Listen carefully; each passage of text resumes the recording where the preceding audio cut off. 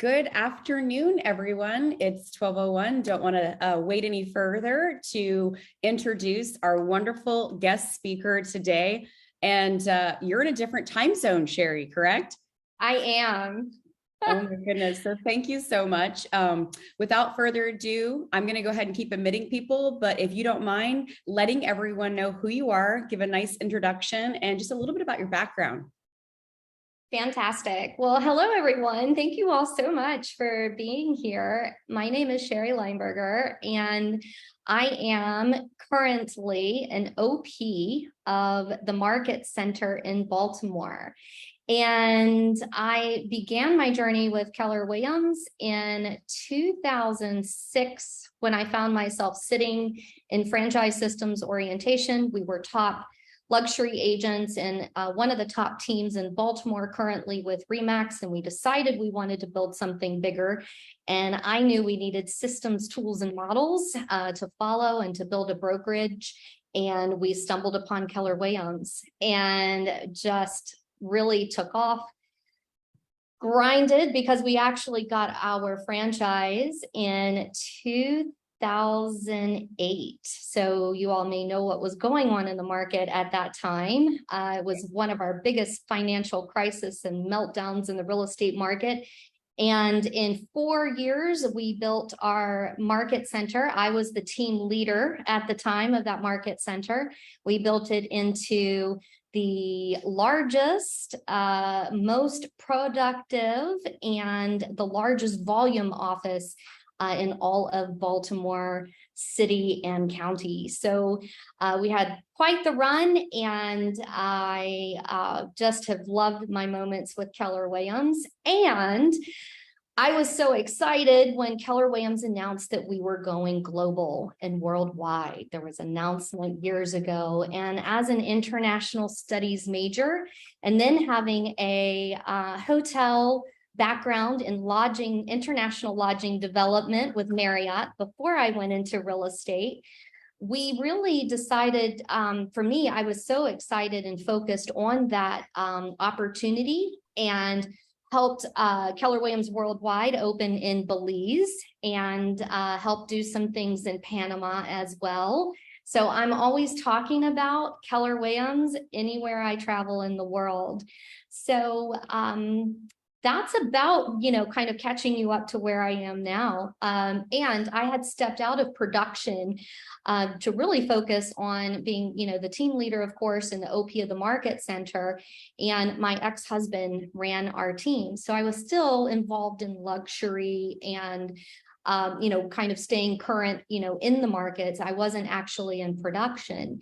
And 3 years ago, January of 2018, we divorced, and yet that also opened up a lot of other opportunities for me in figuring out what I was going to do and build, and how I was going to relaunch a sales team. So I will leave that for there right now and turn it back over to you, Brandy. Gosh, yes. So you are a true inspiration to me. I can't remember when we first met. I know it was at a luxury event, but I've kind of watched your journey, and, we all know that there's challenges and things that we all go through, and you've handled it so much with grace and just grown exponentially in the short period of time I've known you. And so I just kind of wanted you to share that with everyone else in the beginning, just to know that you really, truly do live a life by design. I mean, a lot of people talk about it. We can write down our goals. We can say we want to do these, but you actually take the action steps. And as an operating principle, I've always looked up to you. So I thought it would be a great opportunity to share with everyone in my region and anyone else that's joining from any brokerage, that anything's possible. You set your mind to it. There's obstacles, there's challenges, but I mean, you really are, again, living that true life by design. I mean, Belize, can we just take a trip over there and just hang out with you for a little bit soon, just so we can enjoy ourselves after this crazy season here? Yes, absolutely. Well, so one of the things Brandy knows about me is I am exceedingly transparent, and oftentimes maybe a little too vulnerable and authentic for people, yet it is one of the things I think is really, really important is to really be real and, you know, talk about the hard times and challenge. So I think, you know, we can kind of start at 2014, and I hope it's okay to talk about this aspect of, you know, things were like, should have been like at the zenith of everything in my Keller Williams career. I had just been celebrated and honored as a top 10 team leader in all of Keller Williams, out of, Sheri, you know, all of our 800 offices. Yes. we're having trouble hearing you. Oh, I'm so sorry. Hold on just a moment. Let me. Okay. Brandy, are you able to hear me? I'm able to hear you loud and clear. So is everyone else having trouble? I can hear loud and clear too. I can hear. Okay, it might be something on your end, Mark. It sounds like. Okay. So yeah, maybe problem solve if you don't mind, or maybe log out and log back in, Mark. I'm admitting people as we're going through so that Sheri can keep talking, but we're going to keep moving, and hopefully you'll be able to log out and rejoin us, Mark. This is being recorded, so should there be a problem with your computer, we will get that recording out to you. Okay, Mark? I don't know if he can hear me. Okay, Sheri. So, Wonderful. And yes, please share. The more vulnerable I think we all are as leaders, it's going to help other people understand that, yeah, sometimes it looks really pretty on the outside and there's things we're going through and we still have to face that fear and fail forward. So keep going. 100%. Well, wonderful. So I had just also shared the stage with one of my team leader buddies, Jennifer Toomer at the time. And we had just had an awards contest, and we both tied for giving the most AVAs at the time. This predated the KPA, and recruiting, 14 or 15 cappers to our market center, using that tool. And so, I had 40 agents at family reunion, and we had just completed a 50 agent merger into a market center. So, right, like everything, I was paneling and I was moderating at the same time. And I was so tired. And right after that ceremony, Gary Keller did one of his famous quantum leaps. And I wasn't going to stay. I was going to catch an hour of sleep. And a friend and team leader of mine said, "Oh, you can sit right here." And I said, "Okay, I'll sit here." Because, I've always catch Gary when he does his quantum leaps. And I sat there, and I've always been the there's no crying in baseball kind of person, right? Yeah. I sat there and I literally cried the entire quantum leap, because I realized that I was not going to be able to reach my full potential as a mother, as a partner, as a business partner, as a leader in everything, until I really dealt with what was creating the ceiling and holding me back.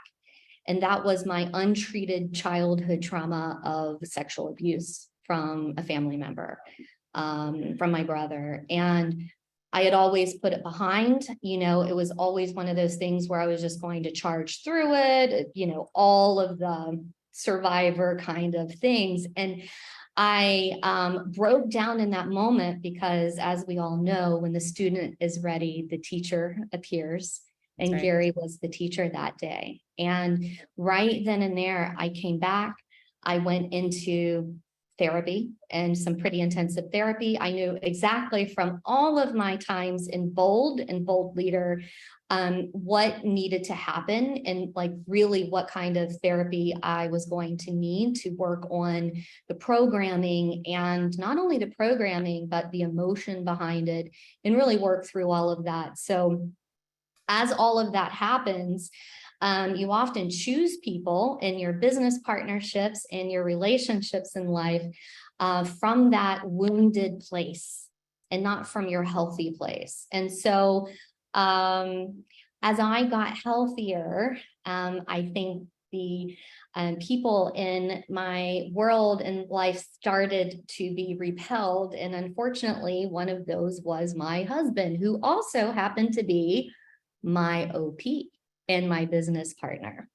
So we went through a process of a pretty painful and expensive divorce in all the time while I'm in leadership in the market center, and all the time being a mom to our daughter, and leading our market center through this. And there was a time in the divorce when I honestly didn't know if I was going to be able to keep the market center. How was that going to happen? How do you divide a market center? Well, you don't. And so we just had finally worked all of that out. So I found myself in January of 2018 with a market center as the OP, and a lot of debt. Gary's story of his divorce and how he was in debt, getting out of that mirrors very, to mine. And, had to move offices at the same time. My ex-husband was now my landlord in our office building. So we decided we were going to build out new office space in 2019. So it was a real journey, and really, setting my mind to where I wanted to be and what I wanted to do, and how I wanted our market center to look like, and how we wanted our new team, and really what that was all about, and the genesis behind that really just kept driving me of how we wanted to rebuild. Gosh, well, thank you for sharing that. It is never easy. One, going through intensive therapy for any kind of trauma, no matter what you've experienced in life, and the fact that you went to that class that day, obviously there was a reason for Gary to be in front of you. Divine intervention, very divine. Whatever you believe in. I truly believe in divine intervention. And I can tell you firsthand, yes, it's not fun going through a divorce with your business partner, but I did launching a market center, that was fun. But fast forward to today, all those things helped me become a better person and to be able to serve others better. And, second time's a charm, because I just got married on Saturday and it was the best night of my life. Beautiful pictures. Congratulations, Brandy. So thank you for sharing, again, some of the struggles people don't talk about, right? And, we have to know what happens, and you have to be vulnerable to share that. So now that you get through that, for some of us here that are really wanting to take their luxury business to the next level, talk to some of the people either in leadership, and because I have some leaders on here too, and not just agents. Not that you agents aren't leaders, you're leading everybody in your market center and in your community, but we all have different roles on here and different people from different brokerages. So what does that look like for you? What is the definition of luxury, and what kind of advice can you give them, especially right now in this market with luxury kind of being in a different place it was than last year? Of course. So I think the thing to remember in luxury is, I go back to what Jason Abrams talks about, and really, putting that on steroids. And what we do in luxury and how we do it is really all about creating unique insight, unique access, and unique service. And I think, as we're looking and building out our, either you're relaunching a team or reinvigorating your business, it's figuring out, well, how can I do that? What does that look like? And so as we're pulling through and, figuring out, for me, it was sitting back and listening. And finding what is not currently being served. And this can go for any market, by the way, but especially in the luxury market. So for me, it's when you look at unique insight, well, from my background, kind of having more of this international background and having a strong legal background with my internationally with Marriott, and then also the real estate background and in leadership in Keller Williams, I wanted to figure out how can I marry all of those experiences together. But first it was actually seeing what was the need. So I sat back and listened. I had been going back and forth to Panama for many years and belonged to many expat groups. So I just started to listen. And one of the things that I noticed is when people were thinking about having a lifestyle or an investment or a combination of the two move into another country, they all faced the same challenges and they all faced the same questions, no matter their income bracket. They were asking, where were the great developments? Where were the incredible attorneys? Who could I trust as a real estate agent? All of the who, what, when, how, whys. How can I do this? And is my money safe? Is it safe there? Et cetera, et cetera, et cetera. And so I saw this being repeated over and over and over again. And I thought, my goodness, this is exhausting for people. And what if we can help connect people to their dreams and make it easy at the same time? Building out, and what started culminating was this global team and network.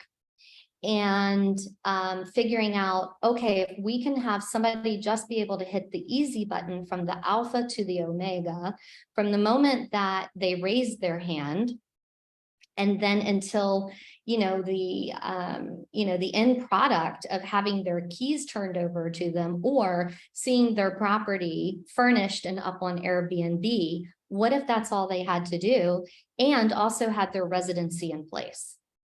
And what if we could just do this anywhere in the world? I mean, I want you all to hear this. I mean, basically what Sheri's done is launched a system for anyone in the world to buy their dream home, whether it be primary or secondary home, taken all the problems or created solutions for all of their problems with the void and what she was seeing in the market that was scalable on a global level, and create an experience around it that made them feel there was no stress involved. And think about all the different laws, how title works in different countries. Of course, you're going to have those questions of, gosh, I'm going to take the money I've worked for my entire life, or I'm going to, take this potential investment opportunity. And I hope, right, that I'm going to either get a return out of it, or I'm actually not going to lose it based on the lack of knowledge and how money works. And is it safe? And so you basically came in and said, I hear you. I'm here to help you make this come to fruition and it to be a great experience where you're not stressed throughout the way. It's a smooth transaction.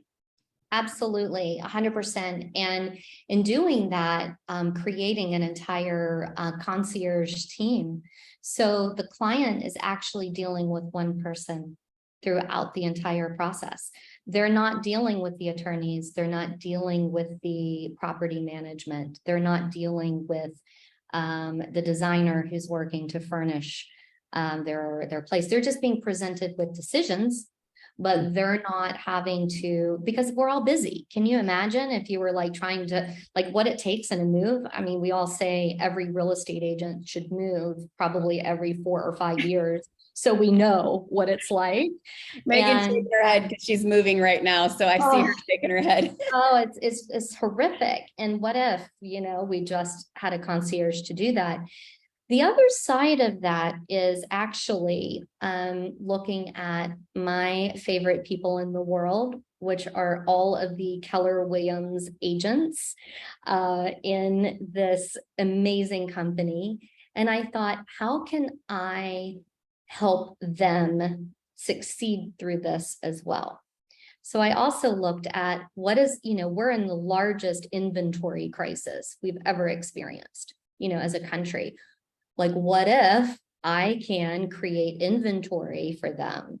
What if I can figure out a compensation model? What if agents can, become my partners and look like heroes? Because I also know that probably about 2 to 3% of your existing databases right now, they just came back from a trip to Barbados, or they just came back from a trip to Italy, and they're thinking, wow, I might actually like to live there, or I'm looking for better investments. What could I do if I had an apartment along the Amalfi Coast and, have somebody, Airbnb it for me? What would that look like? How cool would that be? And so you have people that are looking without you right now. So what I thought was, what if I could also create a system to partner with our Keller Williams agents so that you all, with partnering in this process, staying with your teams and all of the other existing relationships, now have a marketing package that you can drop into your database. And once somebody raises their hand, then they come into our, Confidante system. And then when they buy, wherever it is in the world, you will actually have a full buy side commission. All right, everyone, I want you to just, we're going to share his contact information. Don't worry. Yeah. But I see Brian. Yes, and this is all like, you guys actually, you all are really hearing this first. And I thought, with Brandy, when we were talking about this, I'll let you know, I'm actually in Cairo, Egypt right now, and we're working with some of our business partners here and working on our capitalization and funding, and working on some other businesses that we have that are tangential. But part of all of this too is giving you all an opportunity to be able to gather great stories of travel and real estate from your clients, that are going to be featured into our, Confidante Global magazine. So there are lots of opportunities here for you guys to continue to stay in front of your clients and continue to create inventory where investor inventory is hard. Those of you, I know I'm speaking to some pain points for all of you that have just gone through this horrific hurricane season. Some people may want to no longer be in that area and maybe want to invest in another country that they're not having to work through those things. So there's so many, opportunities for all of us to be able to work together. And so I think it just starts out with the question, what if?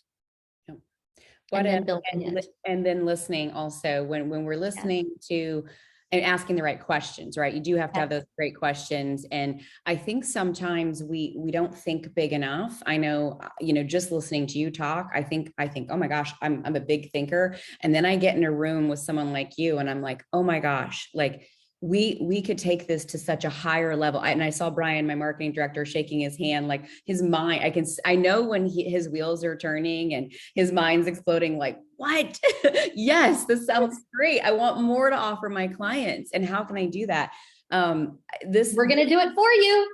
Yeah. And so being that, what I hear you saying is being a trusted real estate advisor, real estate professional, consultant, and having a team. So when you say, the clients are just dealing with one person, I know some people are like, well, you teach leverage in Keller Williams and you do have a team, but I think what the clients want is an easy experience. And so they're trusting you, Sheri, but you do have a team. So tell us what your team looks like. And I don't mean like a real estate team. I don't think that's what you're this is way different.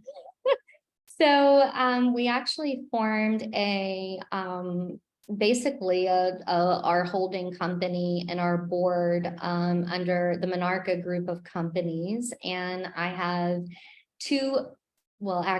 three additional brilliant partners that we have, that I've partnered with from different industries. I have a technical inventor genius that has brought in a whole nother company and way to impact and change the world. And he's also working on, data scraping and lead aggregation and those types of things for us. And somebody who I have worked with that I crossed paths with in Panama. So I've known her for 5 years, and she's marketing and media and events genius. And also one of those amazing unicorns that has incredible COO capabilities. So, that's our board. And within all of that, the team is essentially an EA, a director of sales, a COO. I mean, basically, you take your expansion team model, except what we've done is really put in this level of concierges that are highly trained, and they are at the top levels of their game and, pulling all of these things together. And then I also look at our teammates and our partners as, our vendors in each country and the developers. And I take everybody through the career visioning process. I mean, you should see some of the looks of people's faces when I'm like, I'll need you to take a KPA. Yeah, seriously. Hold on. Is anyone, if you're not with Keller Williams, then, I want to make sure you know what a KPA is. So yeah. It's a personality assessment, but talk a little bit about that process. I mean, I've even given my real estate clients the KPA because they might be going through court, or they're having trouble in their relationship, and that's why they're looking to sell. And sometimes I've saved their relationship where they don't actually sell their property, but then think about the referrals you get by giving a client a KPA. So tell everyone what a KPA is and what career visioning, just real briefly, in case. Keller personality assessment, and it is a combination of behavior and personality all melded into one. And people take the assessment, then you go through and you verify with them, but it tells you essentially how they like to make decisions, where their thinking strengths are, and how they present themselves. It's all great and wonderful because there's nothing bad in a KPA. It just actually tells you who that person is and how they show up in different situations and scenarios, or what you can expect. So it's a lovely process to really get to know someone. And then, we also have the remainder of the career visioning process, which takes people through basically their life story. So you get to understand and see patterns that have developed over the time. You also get to look at people and find out where they see themselves in the next 5 years, and also the thought process and how they think and process things. So it's a wonderful exploration of deciding how to get into business with someone, and if you both are each other's next steps in the trajectory of their life and the trajectory of your business. And I think one thing that I've used it for, in addition to either hiring someone, hiring an agent, we actually give it to every agent when we hire them in each brokerage, because we're interviewing them, they're interviewing us, and it helps us bond with them. It helps us understand them better, what their strengths and weaknesses are, how to be a leader for them, and the way they're going to receive information, knowledge. How do they like to learn? How do they like to work on a team, or they do like to work on their own? And so I have discovered this too, is later, we all kind of life happens, we get busy. It's real estate and people, as Megan always says. So it's not going to just always be rainbow and sunshines as much as, people think it is. It's not always HGTV, but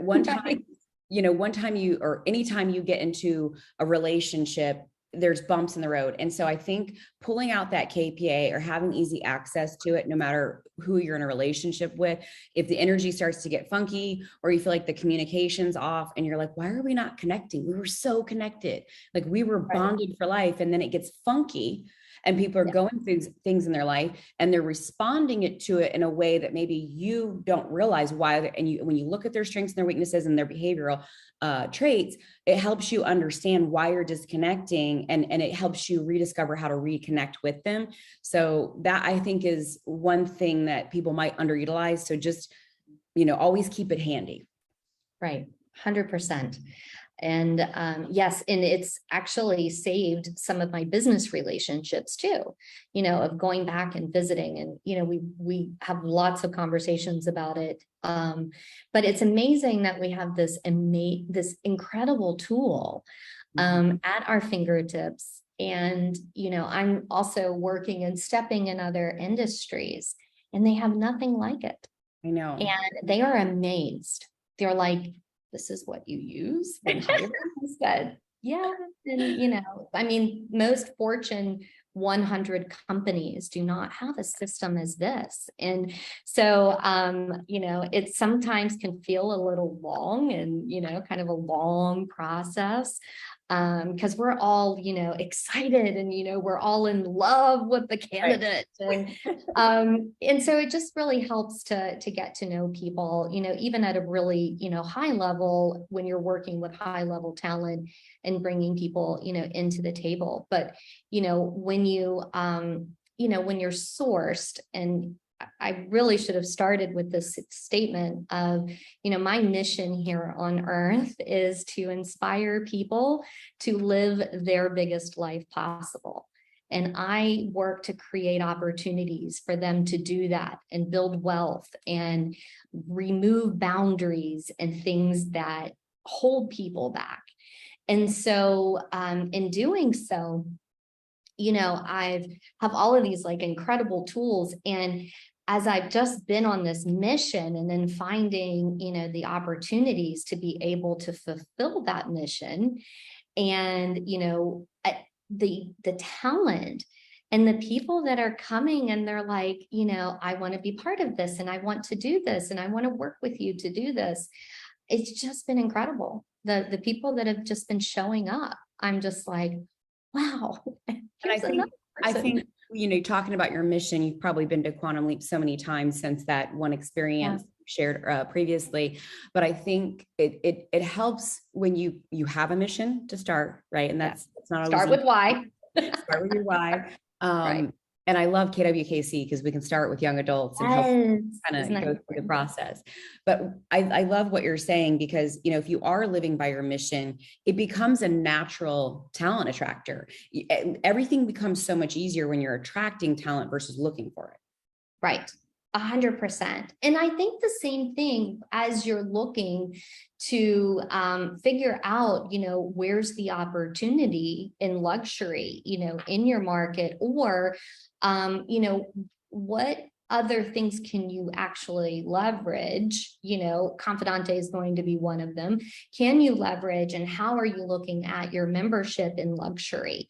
How are you looking at, sports and entertainment? That's another incredible network, to leverage as far as like bringing in people. And sometimes it's also thinking, I realized I have a lot of opportunities and projects, to actually share out. So it's not as much for me to receive a luxury, client, although, we still work in that arena, but it's more about connecting other luxury agents and their clients to the entire rainbow of opportunities that I have.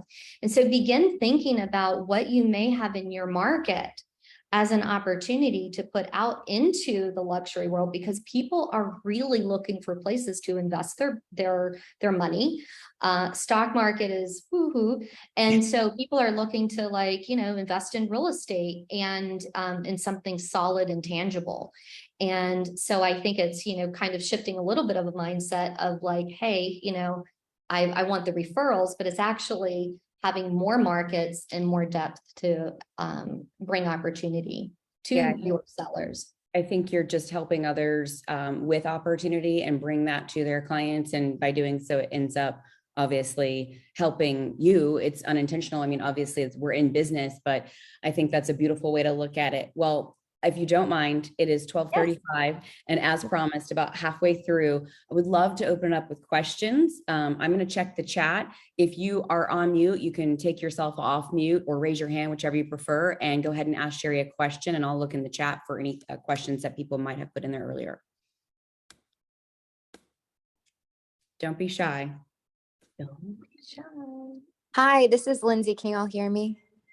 Yes, I can hear you. Hey, I'm on my phone and I didn't transfer it to my computer, so hopefully it's good. But I'm with Keller Williams Golf Beaches and Naughty Beach Homes team, so down in St. Petersburg, Florida. But thank you guys so much for doing this. I always have to say that. This is my second one I've come to as a new agent, and they're incredible and inspiring and motivating. So you guys have definitely managed to do that.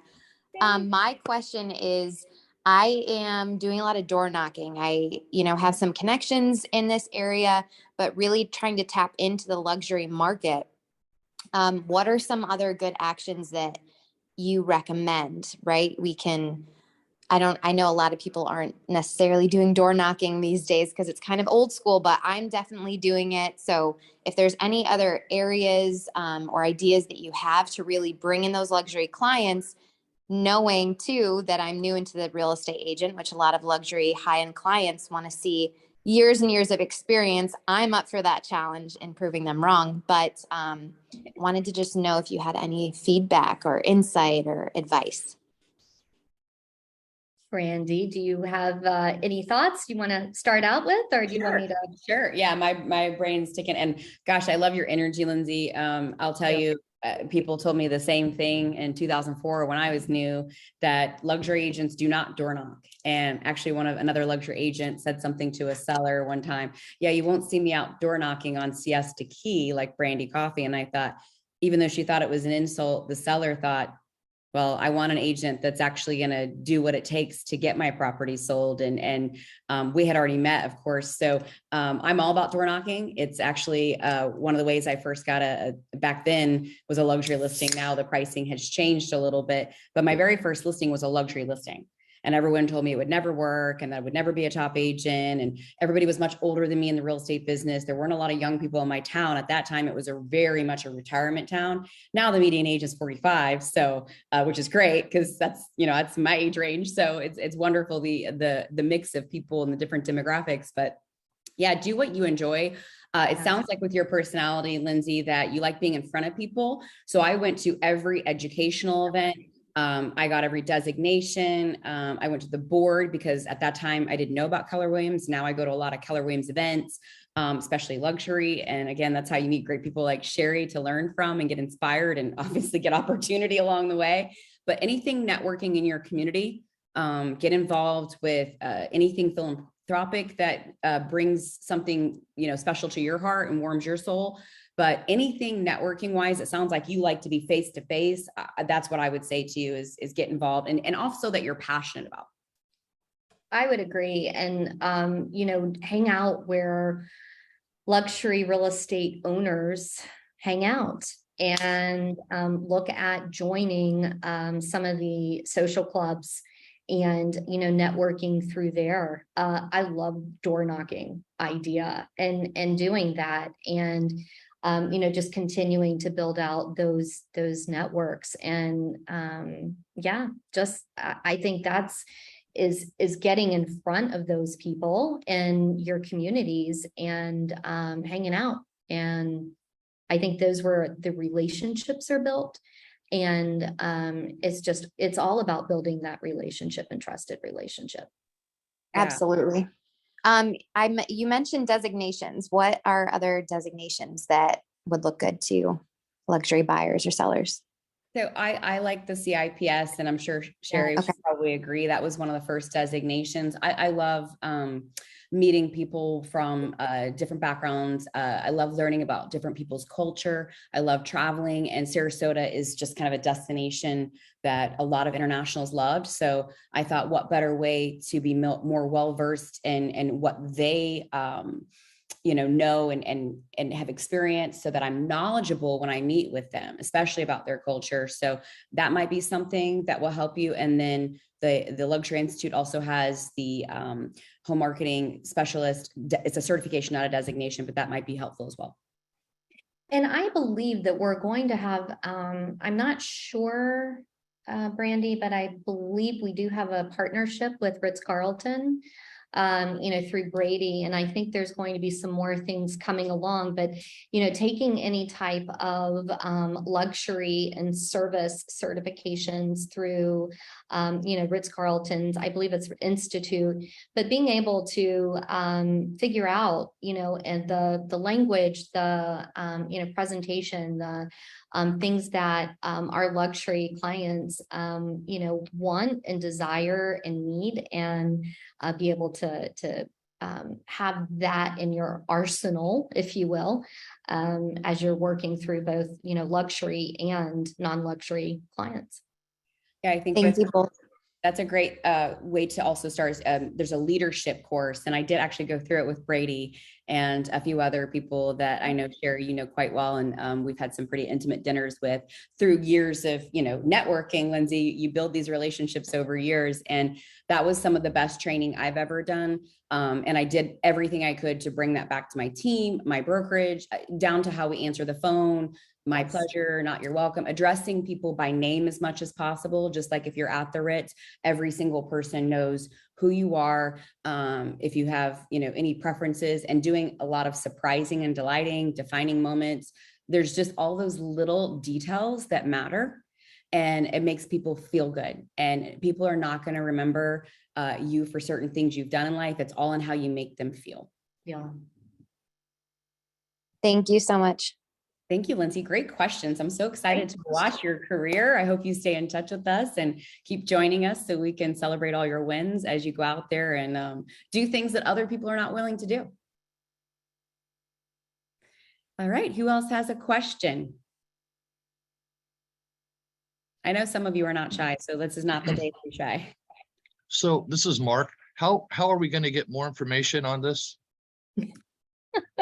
So we're working on our launch dates right now, actually, as we speak. Over the next few days, we'll have more information about the launch, and more than likely launching out through luxury agents and through sports and entertainment as well. And then, our like other agents within our community. And so, yes, it's coming out soon. This is so exciting, this to be able to share all of this. You guys, as I said, you guys I are feel hearing. so honored. I mean, I had no idea. She did not tell me that this was going to be shared. Funny. Poor Brandy and we have a real small luxury mastermind group that's truly just so inspiring for all of us together. And they've been hearing over the last few meetups of dinner, okay, something's coming. We're like putting it together.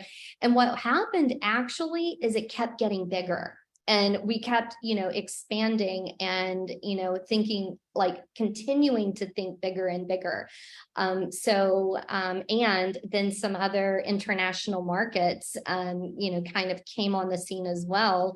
So it's, being able to, launch for Panama first, and then bringing in other countries in Egypt and beyond. So so it will be very soon, probably within the next 3 to 4 weeks. You will be hearing everything inside, outside, and upside down, including the media opportunities with magazine and television. So This is Mark again.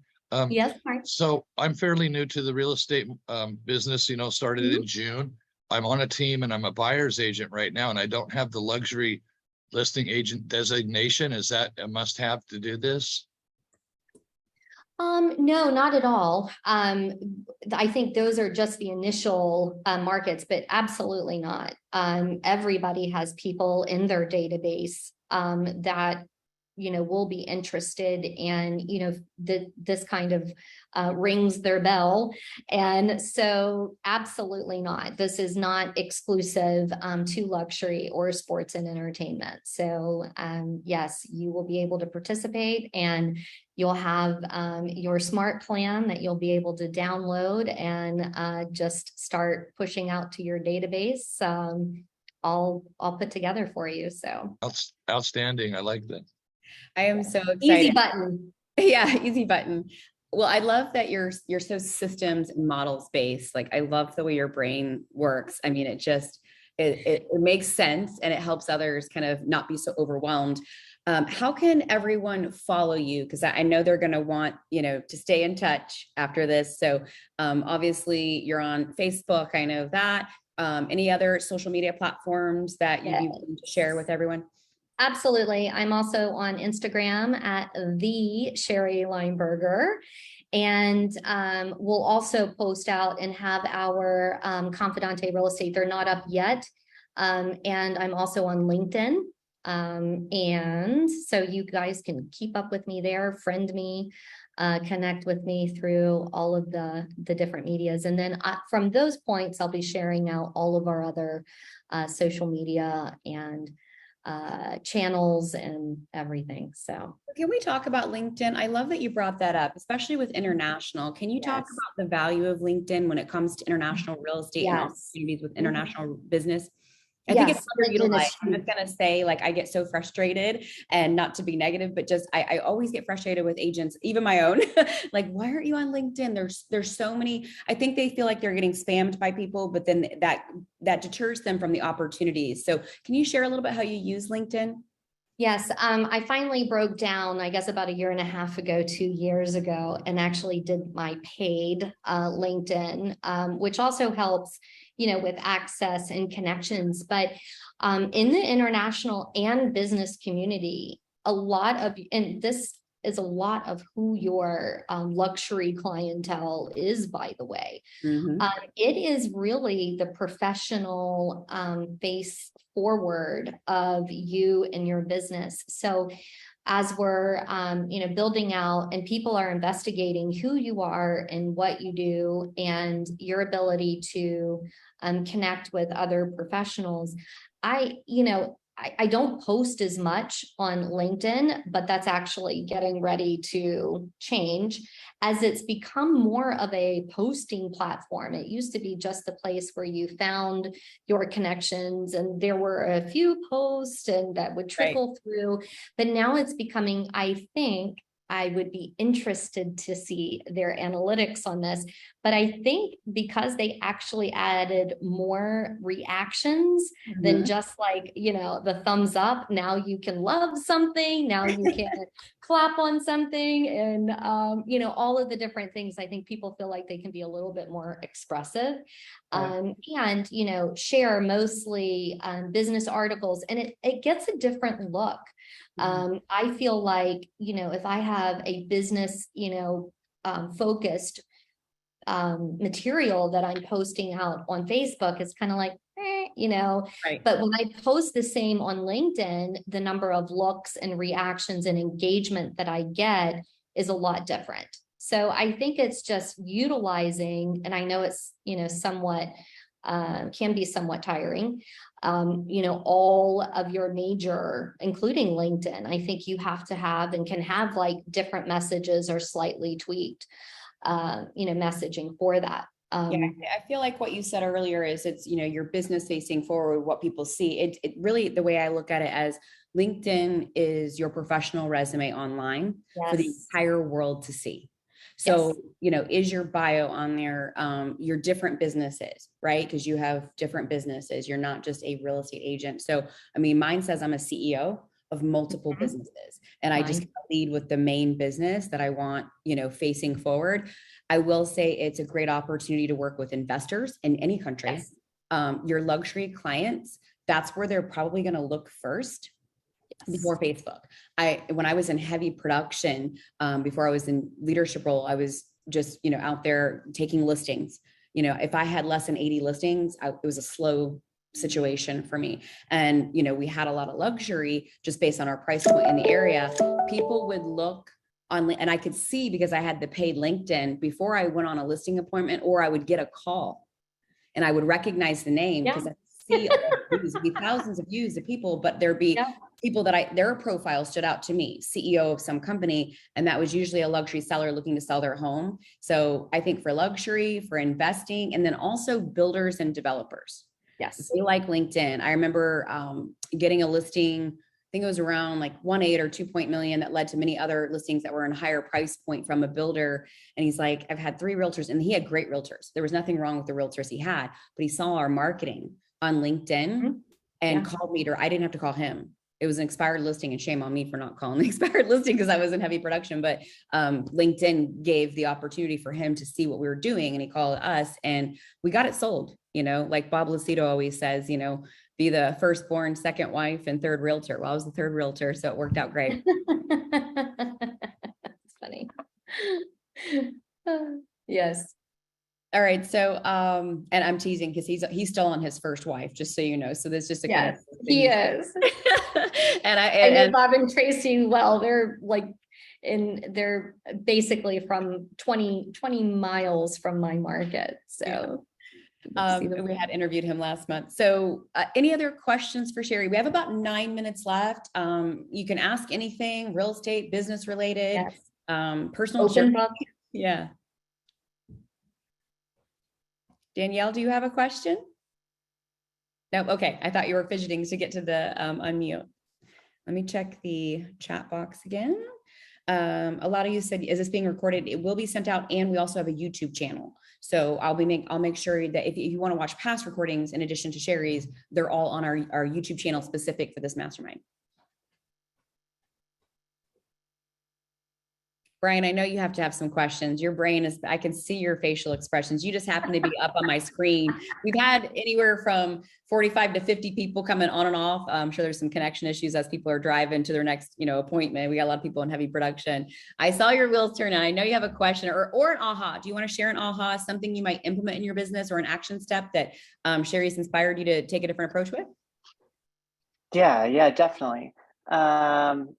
So just the team structure was really interesting to me with like a tech like that really was cool to see. Someone who's really tech oriented, plugging into the business and bringing that whole wealth of knowledge from a different industry. It kind of makes me want to pick the brains of the people who I am really close to, who are in different facets of different industries and doing things that are very, very similar to what we're doing, and they're experts in their field. So it's just kind of like no, I don't have to only reach out to real estate experts. No, I don't always have to I can actually think outside the box and connect with people who are not necessarily in the real estate industry. So that was kind of an eye opener for me, which was kind of surprising. And just the concierge services, just the top of the line concierge, just service. Everything is always service and speed, and and attracting talent versus looking for it resonated with me.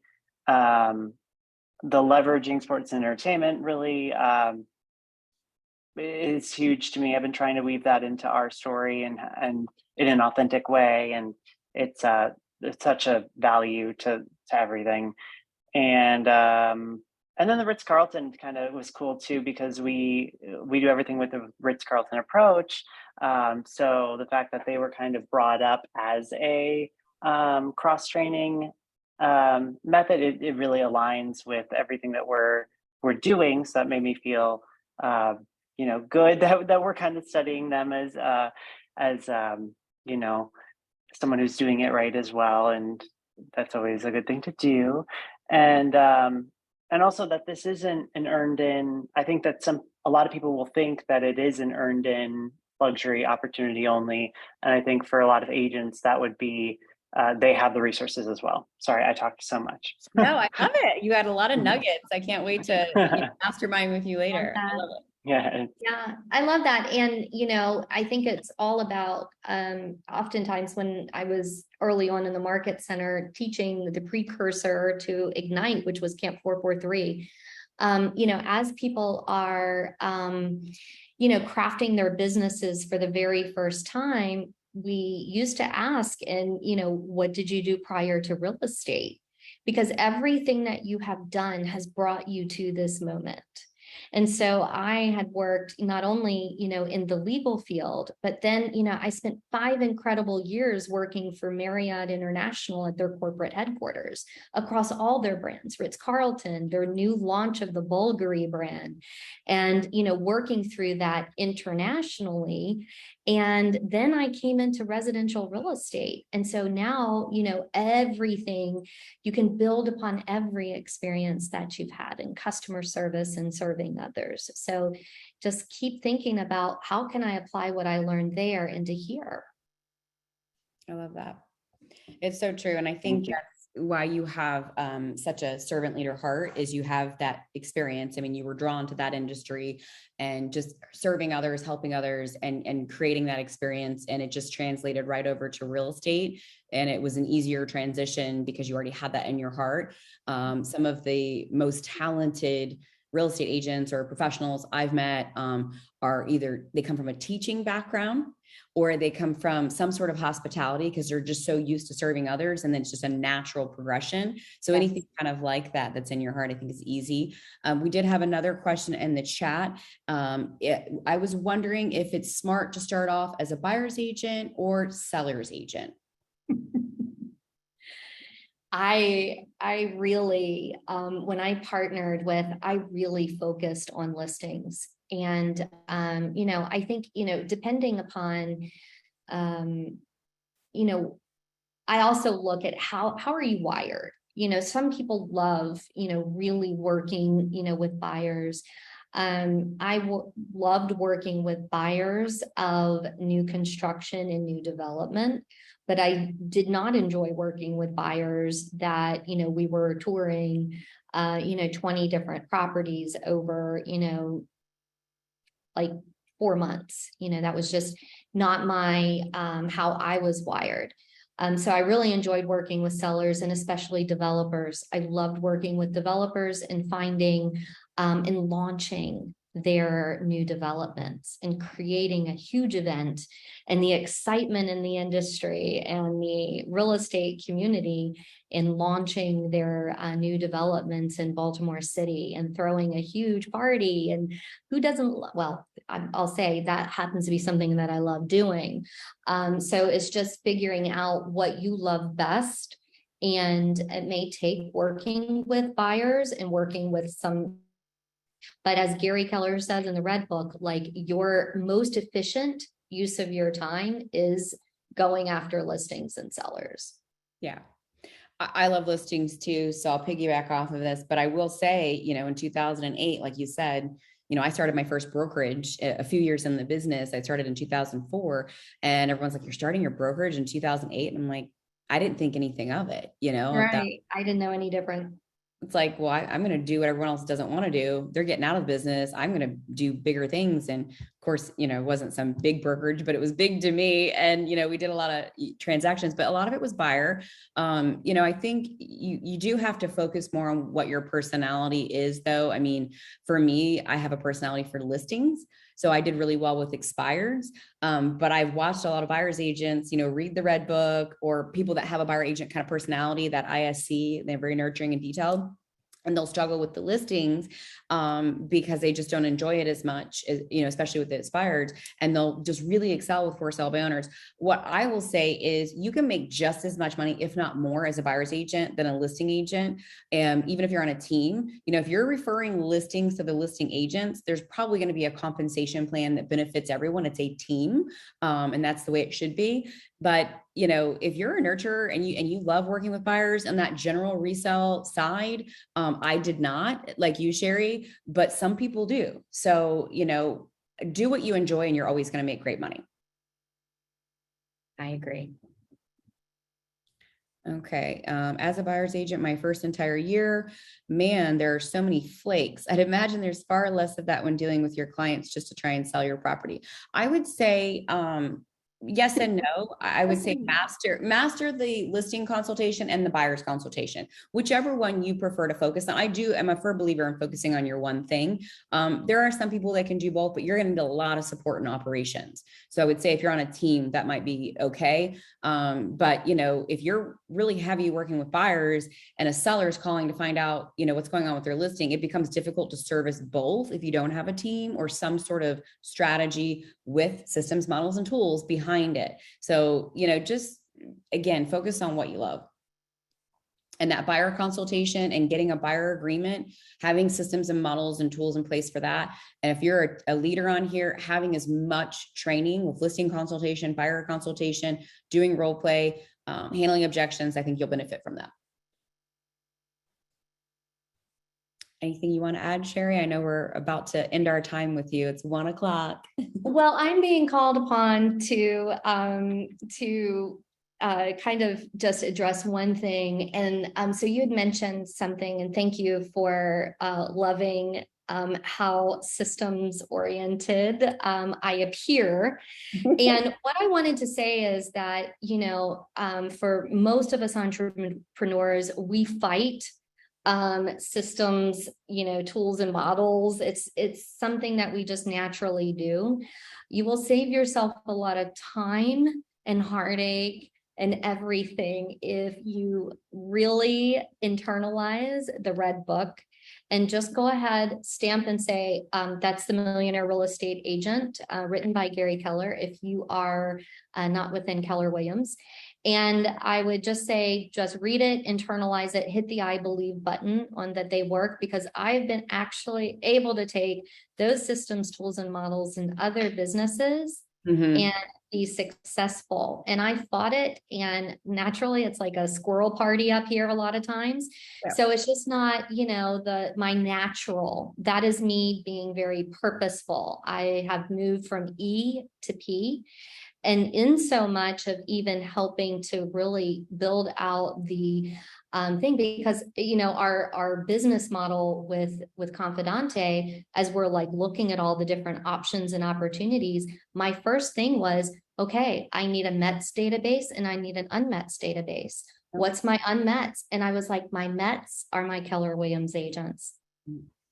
Yep. And so it just helps start training your brain to think about and discover new opportunities. So I love that. And if you're not with Keller Williams, I mean, the book was not written about Keller Williams agents. It was about all top. I mean, Gary just wanted to see our, he has a very, I always say he has a scientific brain, and I love the way he thinks too. So he wanted to know, are there patterns and what people are doing to build these big businesses where they're netting $1 million as a real estate agent with very little capital to start these businesses. And it just became a roadmap. So not only read it, I would say become a student of it, and you can create the biggest world and have a life by design, just like Sheri. And what an inspiration that you're coming back to the basics at the end of this call to say how you did it. Yes, 100%. Well, thank you for your time. I know that you are in a completely different time zone, and it's a very precious to, have this time and moments with you. We'll cherish it. It's been my joy and pleasure to be here. And thank you all so very much. And reach out if you have any other questions. Thank you, Sheri.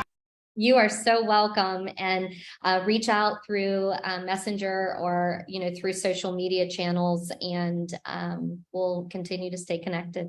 Awesome. Well, we look forward to hearing more about your amazing business, and Thank you. Have a wonderful week. Enjoy your time in Cairo.